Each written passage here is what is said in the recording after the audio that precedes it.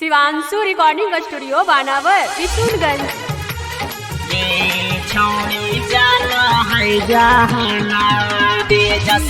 भैया के खिलल ये छोड़ी जाना है जहाना। आगे लालू चाचा के खिलल हकैना मामा गे छौड़ी जानो है जहाना। तेजस्वी भैया के खिलल हकैना मामा गे छौड़ी जानो है जहाना।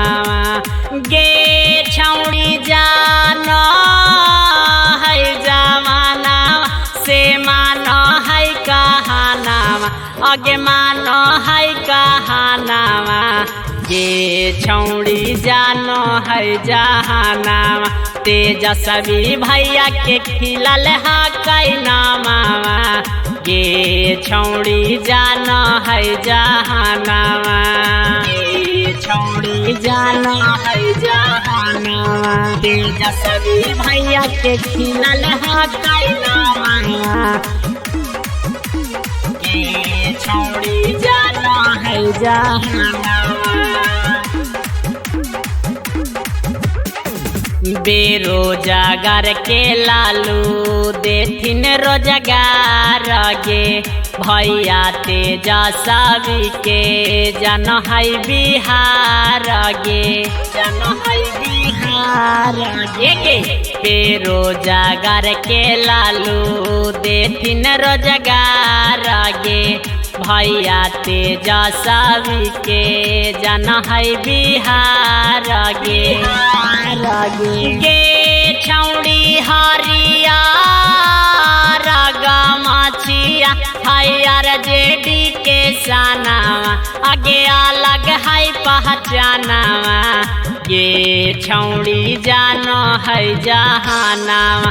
तेजस्वी भैया के खिलल हकैना मामा गे छौड़ी जानो है जहानावा। लालू चाचा के खिलल हकैना मामा गे छौड़ी जानो है जहानावा। छौड़ी जानो है जहानावा। तेजस्वी भैया के खिलल हकैना मामा गे छौड़ी जानो है जहानावा। राइटर भरत गीतिया लिखौ लगातार गे रितेश दीवाना गा के कहो बारा बार गे कहो बारा बार गे। राइटर भरत गीतिया लिखौ लगातार गे रितेश दीवाना गा के कहो बारा बार गे। गे छौड़ी मानी ले मोर कहानामा बताई देतौ सजनामा बताई देतौ सजनामा। गे छौड़ी फैलल हकौना मामा तेजस्वी भैया के खिलल हकौना मामा गे छौड़ी मानी ले कहानामा। लालू चाचा के खिलल हकौना मामा गे छौड़ी जानो हौ जहानामा। शिवांशु रिकॉर्डिंग स्टूडियो बानावर विशुनगंज।